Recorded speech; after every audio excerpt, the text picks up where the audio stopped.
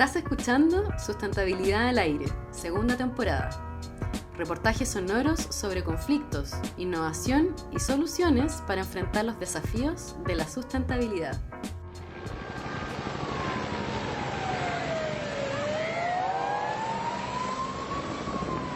Al 23 de enero, fecha de grabación de este capítulo, la Corporación Nacional Forestal, CONAF, reporta casi 40.000 hectáreas de plantaciones y bosques quemados entre las regiones de Ñuble y Biobío, además de 21 personas fallecidas, 50.000 evacuadas de sus hogares y sectores como Penco, Lirquén, Florida, Quillón, entre otras zonas urbanas afectadas por el fuego. Los medios de comunicación han definido este fenómeno como un tipo de incendio de sexta generación o mega incendio.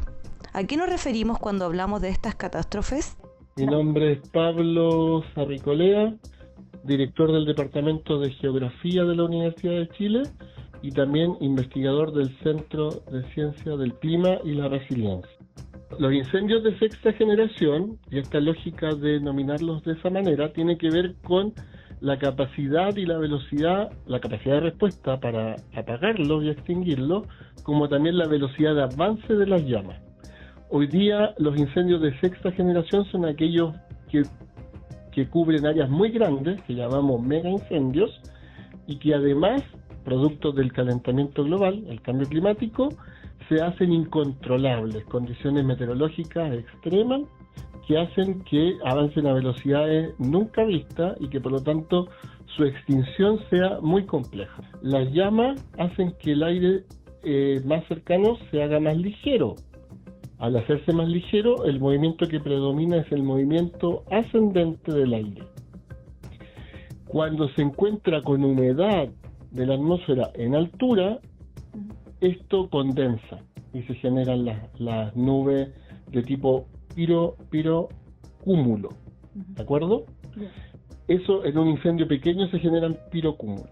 En un incendio grande, con mucha flama, la convección es todavía más potente, por lo tanto es capaz de ascender más rápidamente y eso llega hasta más o menos, podría llegar hasta unos 7 kilómetros de altura, hasta el tope de la troposfera, que está más o menos a 10 kilómetros, y ahí se genera un pirocumulonimbus, que básicamente la nube queda como un yunque en la parte superior, y que ha sido producida por el calor emanado por la flama, y por lo tanto uno puede decir el origen viene de las llamas, por eso piro, y la forma es de un cúmulo o cumulonimbus, y eso provoca, por ejemplo, que hayan a veces eventos de precipitación muy localizados,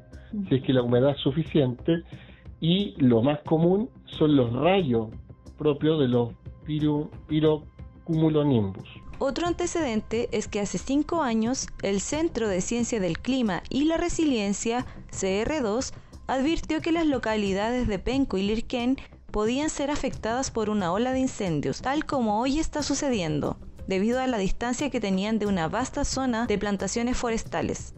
¿Cuál es la relación entre incendios y plantaciones forestales? Tú tienes un bosque, el bosque crece rápidamente, de rápido crecimiento, y por lo tanto ese crecimiento está asociado a agua. Lo cortan, vuelve a extraer agua en grandes cantidades. Un bosque joven extrae agua de forma más vigorosa, por decirlo de alguna forma, que un bosque maduro.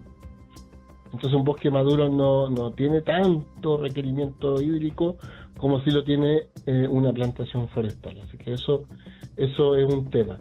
Ahora, medirlo, por eso es complejo, porque hay algunos estudios que no han llegado a esas conclusiones. Yo creo que consumen más agua. Estoy más por la línea 1. Y respecto a las medidas de mitigar que estos incendios sean grandes, efectivamente hay que tratar de fragmentar las plantaciones forestales, pero lo más importante, además de los cortafuegos, para mí es más importante lo que está en la Ley de Prevención de Incendios. La Ley de Prevención de Incendios lo que quiere hacer es definir las zonas de interfaz urbano forestal. y que por lo tanto hayan franjas donde la ciudad esté alejada al menos 400 metros de las áreas urbanas. Y también la ley define, el proyecto de ley define áreas de amortiguación.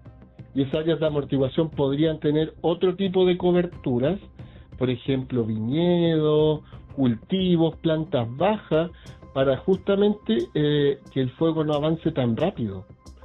Porque pino y eucaliptus son altamente combustibles, generan altas temperaturas, pero un pastizal no. Un pastizal, como es delgado, está seco, no tiene resina, no genera altas temperaturas. Por lo tanto, ni siquiera daña el suelo que se queme el pastizal. Pero cuando se quema un pino o un eucalipto, afecta a los suelos. Si la ciencia ha advertido a través de diversos estudios y plataformas los escenarios que se podrían dar con los megaincendios en diversos territorios de Chile, ¿qué es lo que está fallando en los diálogos sociales para lograr una prevención exitosa ante estos fenómenos?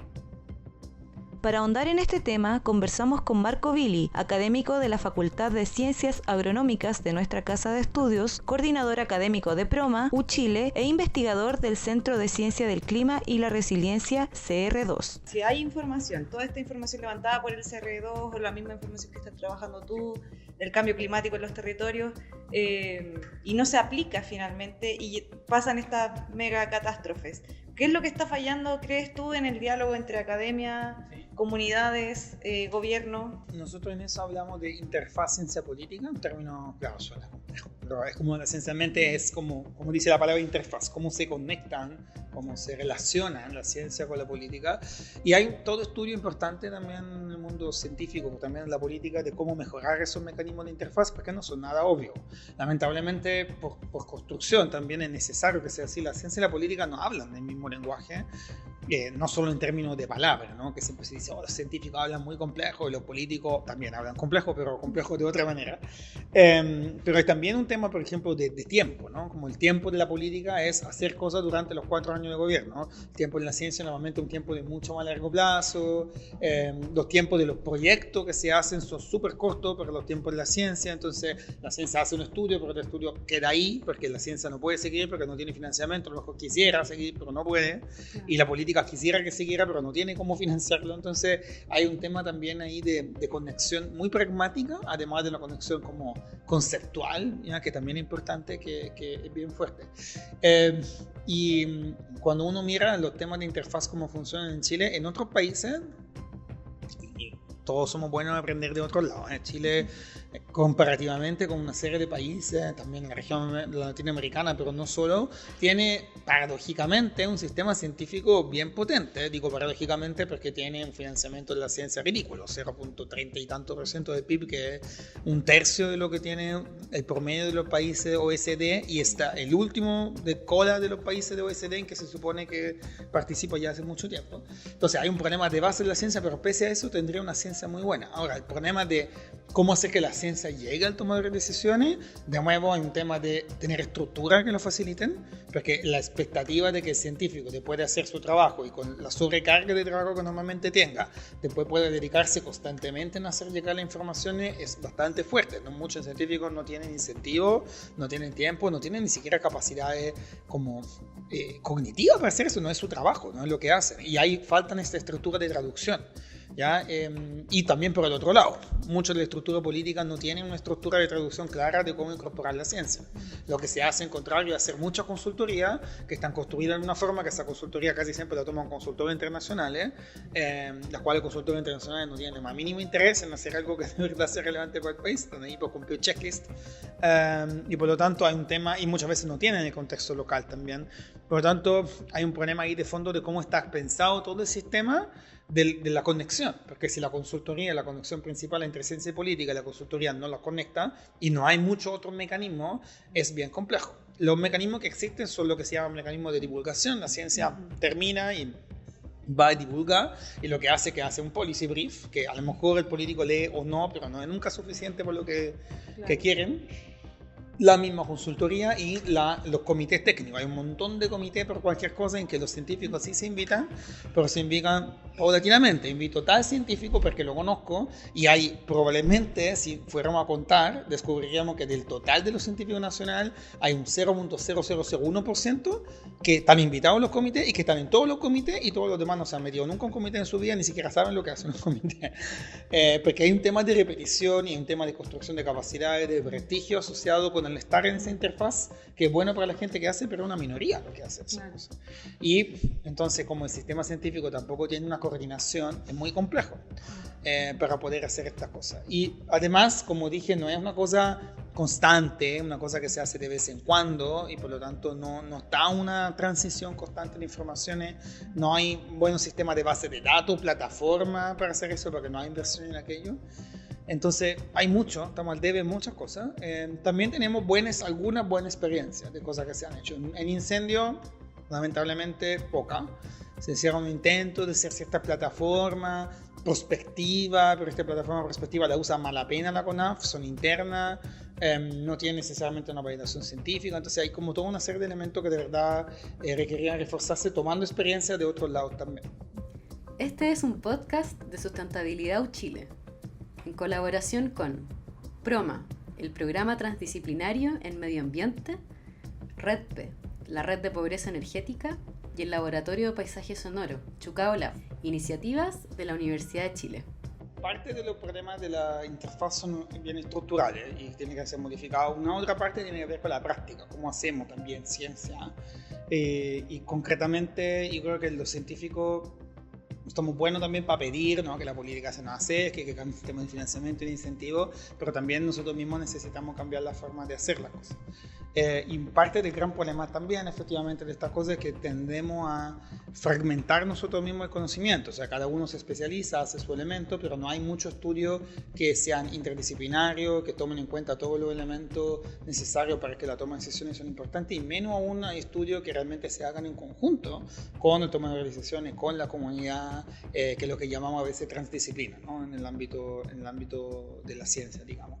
Que más allá de la palabra, de nuevo, tan bonita, pero lo que quiere decir es como ese trabajo de tener un poco la humildad de no creernos dueños de la verdad, que por tanto que muchos científicos quizás no lo entiendan, al tener esta actitud de que soy dueño de la verdad, lo que va a hacer es que los demás no tengan ganas de escucharme, menos aún hoy día en una crisis de posverdad que estamos viviendo.